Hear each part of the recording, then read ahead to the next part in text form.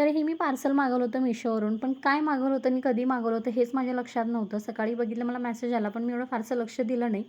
डिलिव्हरीवाला समोर घराच्या दारात येऊन उभा राहिला, कारण आता मी ऑनलाईन काही ना काही मागवत असते, तर त्याला पण घर समजलं आहे.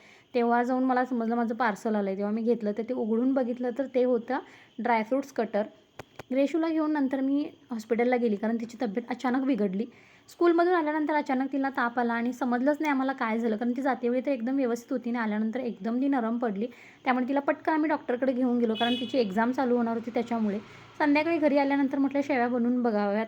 हे ड्रायफ्रुट्स कटर याचा यूज होईल आता. मला खूप एक्साइटमेंट असते असं काहीतरी नवीन गोष्ट घेतली तर.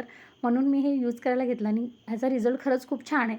मला वाटलं नव्हतं हे एवढं छान बारीक होईल. मला सगळ्यात कंटाळवाणं काम हे ड्रायफ्रुट्स कट करणं असायचं, पण आता ना खूप इझी झालं आहे ते. तर मी म्हणेन हे बेस्ट प्रॉडक्ट आहे. आणि माझ्याकडेच हे खूप लेट आलं ऑलरेडी सगळ्यांनी घेतलंही असेल हे. तर एकंदरीत ह्याचा अनुभव खूप छान होता. त्याच्यानंतर मी शेवयाची खीर वगैरे बनवली, ग्रेशूला खायला दिली. ती खूप आवडीनं खाते शेवयाची खीर. बाकीची घरातली छोटी-मोठी कामं चालूच राहतात. सध्या ग्रेशूची एक्झाम आहे, त्यामुळे अभ्यास पण चालू आहे. तिची तब्येत थोडीशी ठीक नाही, त्यामुळे तिच्याकडेही प्रॉपर लक्ष देणं होतं आहे. वरती घराचं काम चालू आहे. आता कलरचं काम चालू झालं आहे. तर अशा बऱ्याच गोष्टी आता आयुष्यात चालू आहेत. रोज जरी व्हिडिओ टाकायचं म्हटलं तरी काही टाकून होत नाही, कारण काही ना काही प्रॉब्लेम येत असतो, त्याच्यामुळे ते राहूनच जातं. कितीही ठरवलं तरी व्हिडिओ बनवायला होत नाही आणि बनवलेले व्हिडिओ एडिट करायलासुद्धा होत नाही. तर असं चाललं आहे आत्ता सध्याचं माझं रुटीन.